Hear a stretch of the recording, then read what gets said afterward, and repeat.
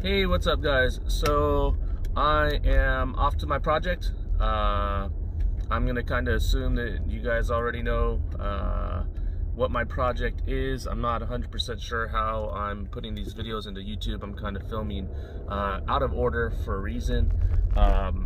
Just in case, my Jeep that I bought as my next project was Jeep TJ. I bought it on April 30th, and on May 2nd someone tried to steal it. Something to note, on my Jeep there is a thing called a SKIM module. It's a security key mobilization system module, something like that. Basically what it is it's something that Jeep installed. You have a chipped key just like in a lot of your modern cars, and if that chipped key is not there, then Jeep basically makes it to where like the vehicle shuts off after about 2 or 3 seconds. So when my vehicle was stolen, or almost stolen, I assumed that they broke the SKIM module, because when I went to go look at the vehicle, or start the vehicle I should say, could not start the vehicle. It would start, 2 seconds later die, start, 2 seconds later die, and then there was a little key symbol on the dashboard that would illuminate. So it would illuminate and then the car would die. So that was pretty much what symptoms I had. Talked to my dad and looked online, and we found out about the SKIM. So I had pretty much called my insurance, told them that my vehicle was almost broken into, or it was broken into and almost stolen. There was a police report, there was some cameras, and they did not catch who did it, but they had a pretty good description of the vehicle. It's a mid-2000s Silverado, black or matte black, and they had a tool chest in the back that was, I believe, matte or matte black. I can't remember. It could have just been a regular like stainless steel type tool chest. There was a lot of stickers on the window. There was a male and a female that they assume were male and female that would they parked next to the Jeep like 5 different times, pulling in different directions, and they could see them moving around the Jeep every now and then.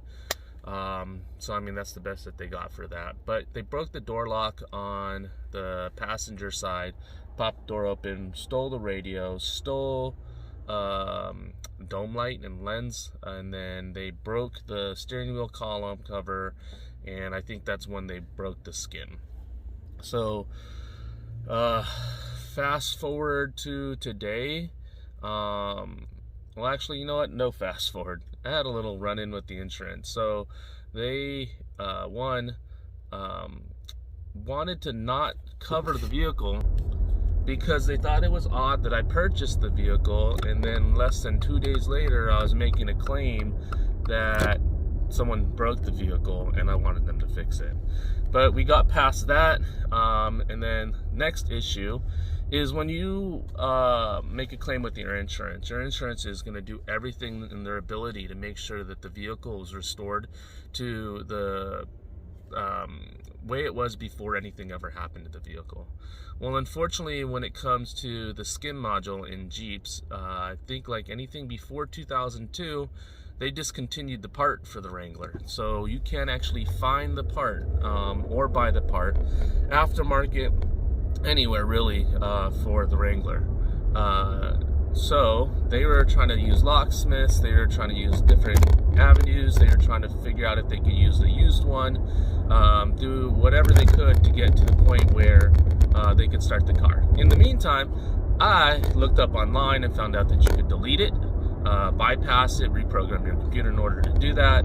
And I kept suggesting to my insurance, hey, can we do this, can we do this, can we do this? They're like, no, not yet, not yet, not yet, not yet. Now, fast forward today, they finally said, okay, yeah, we could do this. Luckily, I ordered the computer because I figured this was going to be an issue. I got it a couple days ago, but I was just waiting for some time to get to the point where I could get to the Jeep. I ordered the computer from All Computer Resources, went in there, picked a new remanufactured computer. They asked for a VIN. I gave them my VIN number, and then they asked why I need a new ECM. I told them because the SKIM was damaged, and then I requested that they delete the SKIM also. So they sent it to me pretty quickly. You order it, 3 days later the computer's ready, and depending on what shipping you paid for will depend on how quick it gets to you. They have 1-day options, 2-day options, and then normal ground options. I went with the 2-day.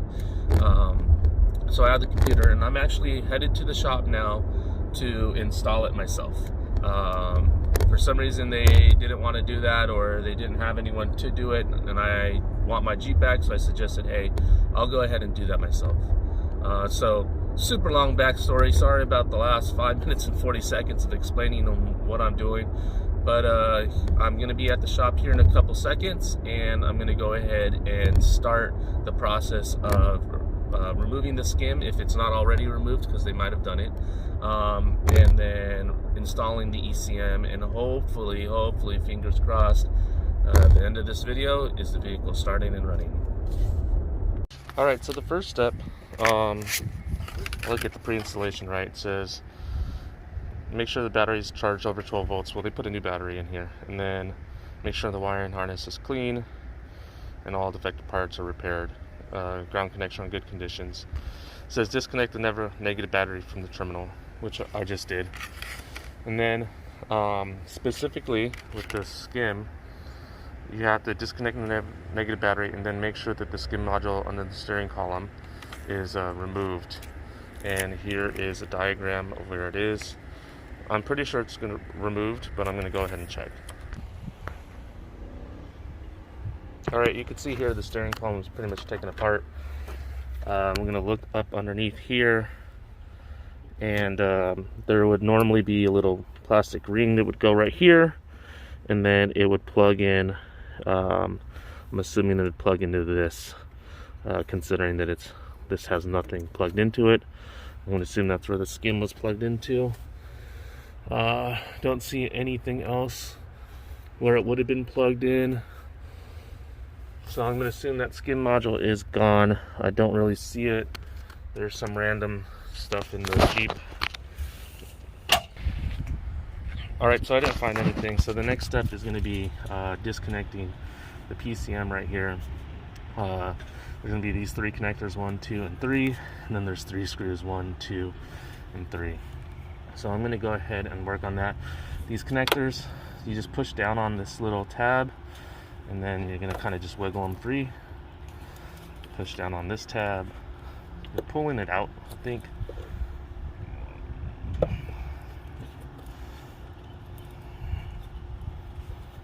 There we go. And then do the same thing on that. You push this down and then pull out. So all 3 of those are out. Next thing is going to be undoing these screws. So I looked online, and there are multiple videos on taking this out, and some of them is a T25 key, and then the others are 8mm. As you can see here, this one's an 8mm. So I'm just doing this by hand. Alright, and then I'm going to go ahead and take it out. I'm going to pause real quick. Alright, so I have it pulled out, just these 3 screws. And then what I'm looking at is something you want to confirm is that the part numbers match up. So if you look right here, you have Chrysler part number P56041-469.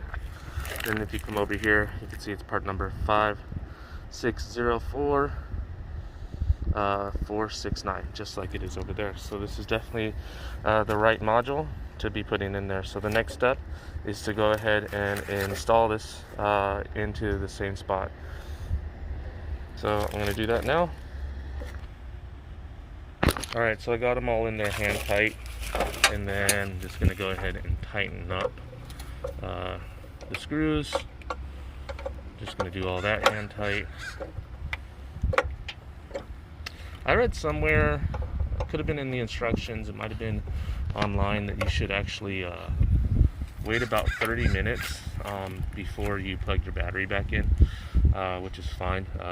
It's probably been a good 10 or 15 minutes now. Next part is just to reinstall your clips.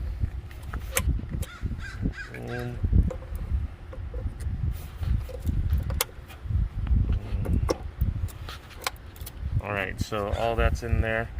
So my next step now is to just reconnect the battery.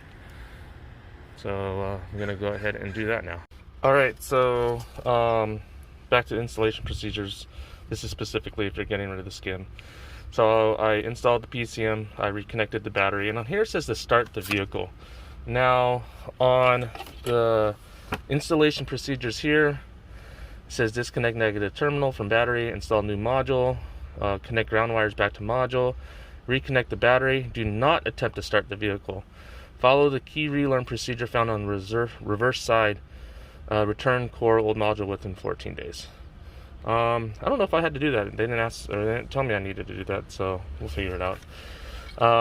And then up here you got Dodge, Jeep, Chrysler, and it says insert key into the ignition and turn the key to on position for 5 minutes. So I'm going to go ahead and follow that step first.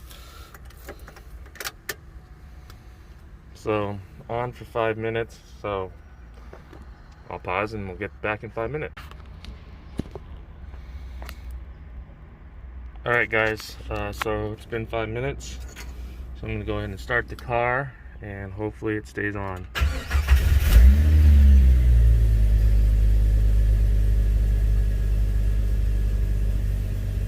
Alright, it is running. That means it worked. So elated. Probably not really showing it, but I'm just happy to finally get this thing going. So we can start driving this vehicle again. Now I just need to get the body shop to kind of finish doing whatever they were doing.